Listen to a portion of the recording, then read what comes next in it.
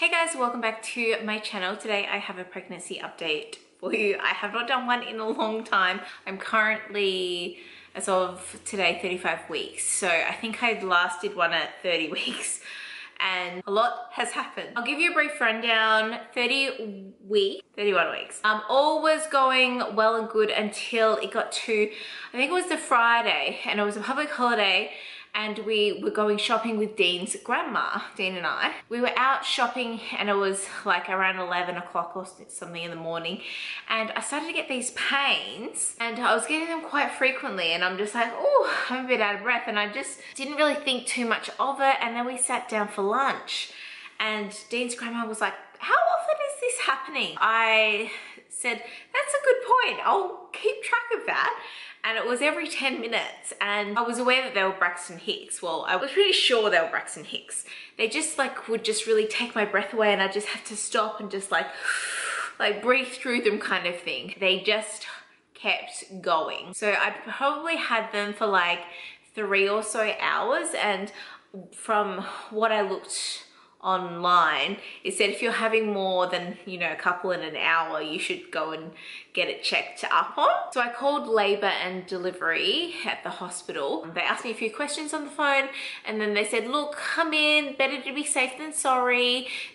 And I just said basically like, I don't know what I'm meant to be feeling because I've never been through this before. I don't know what's right, what's wrong.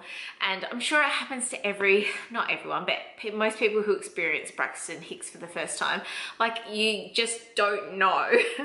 And I went in and, well, actually I had to, because of COVID, they can only have like a certain amount of people there, and I had to wait in the car for like an hour, and then I finally went up, and then I was there for probably like 2 or 3 hours, and they hooked me up to a machine and they could see her heart rate and they could see the contractions and everything. And then they did a spec, which is not fun.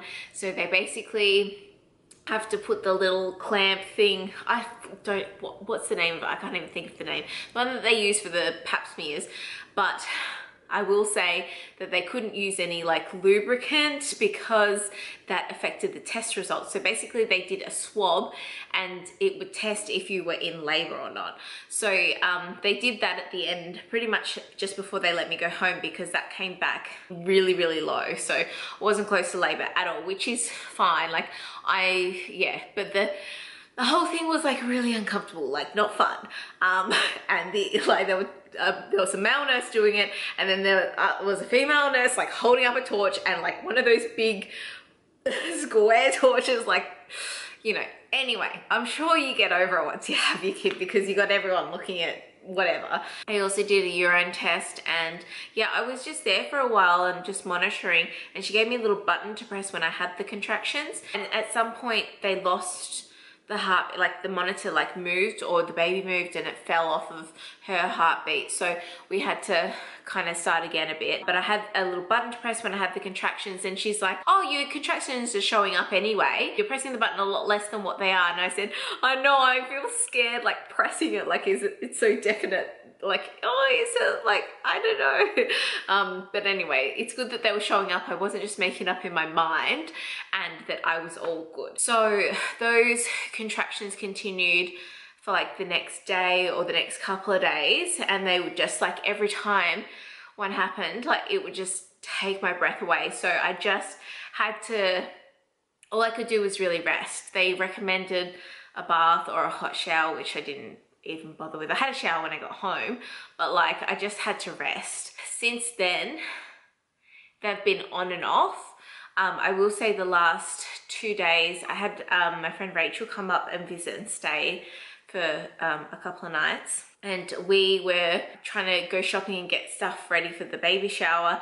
And I got to a point, like one of the days, she wanted to go to Dusk, the candle store, and I just sat out the front on like the bench in the shopping center. I went in and checked on her, came back and sat back down, and then when she finished and bought her stuff, I got up and then I walked around and found another bench to sit at. And I'm walking around Kmart a few days before, and I'm leaning on like the clothing racks, just like, like, I don't know, I guess I was having Braxton Hicks but not realizing it. And I think it can happen quite commonly, like you don't realize that you're having them because they don't affect you. It just tightens up your tummy, and it's usually like just this top bit here. Then they all of a sudden just took my breath away, and now sometimes they can be a bit painful, like on the lower threshold of the pain, like maybe like level 2, 3 kind of thing, but very uncomfortable. And it's usually like if I try and do something. So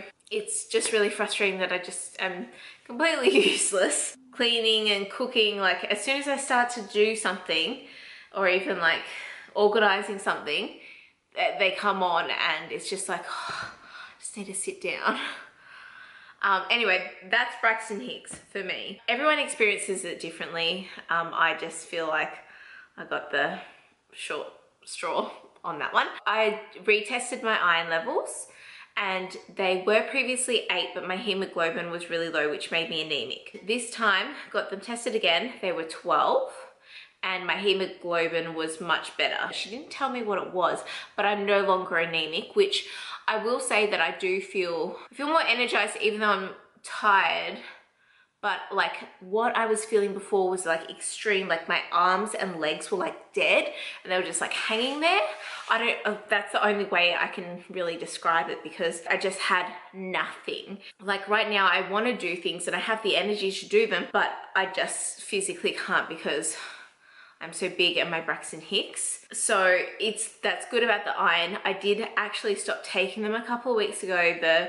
I think it was on Ferrogard or something like that, because I felt so sick taking them. She's given me the Maltofa, I think that's what it is, which I bought, but I haven't even, I bought them last week and I haven't even tried them yet. But she said generally that one's more sensitive on the stomach, but she recommended to take them even after I have my baby. Also had an ultrasound at, oh shit, was it 33 weeks I had it? Long story short is Dean usually has allergies, and he, like over a couple of days he had really bad allergies, and then I woke up with a sniffly nose one day, like a congested nose.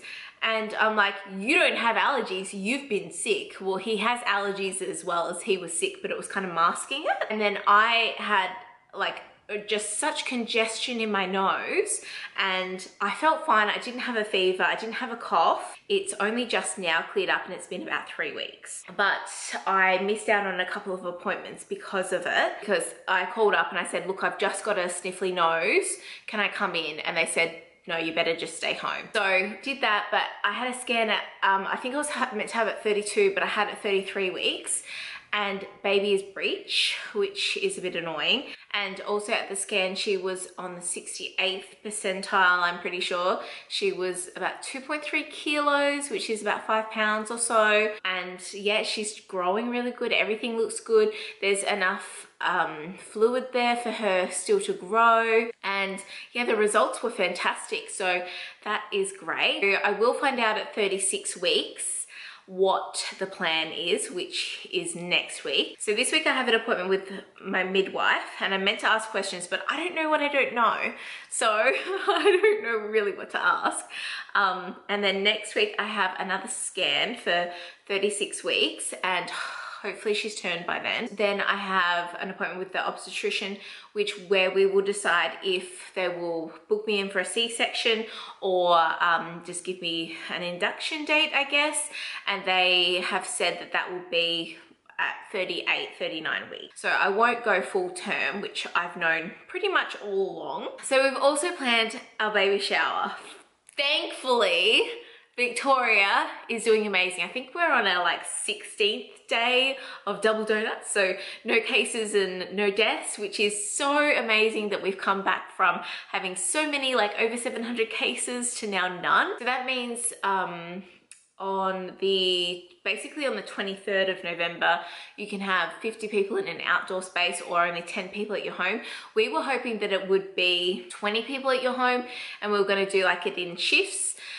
That didn't work out, so we've actually booked a site at a local private gardens, and we're going to have our baby queue. It'll be like a co-ed shower thing, and I'm just so over the moon. I've pretty much got everything organized apart from things that we need to do on the day, like set it up and get the food and you know, the flowers and things like that. But I'm just so excited, and I've told her I don't care if she comes the day after, but she needs to hang in there because I will be like 37 weeks on the day. I thankfully have some really lovely friends who are going to help me on the day because I don't think that I'll be able to do too much. And then before we know it, she'll be here.